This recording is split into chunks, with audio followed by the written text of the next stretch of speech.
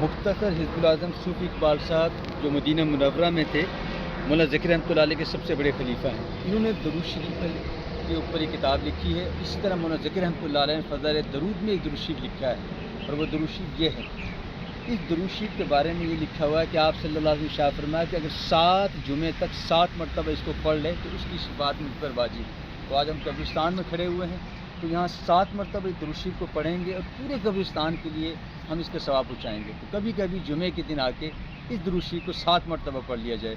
اللہم صلی علی سیدنا محمد وعلی آل سیدنا محمد صلاۃ تکون لک رضا ولحق یداء واتی الوسیلہ والفضیلہ والمقام المحمود الذی وعدت وجزی عنا ما هو اہل وجزہ عنا من افضل ما جازیت نبی امتی وصلی علی جمیع اخوانی من النبیین والصالحین یا ارحم الراحمین.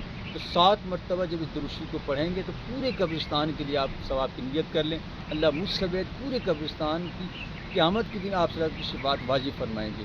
اللہ پاک ہمیں اسی طرح کے اعمال اپنے مرحومین کے لیے پڑھنے کی توفیق عطا فرمائے. الحمدللہ رب العالمین.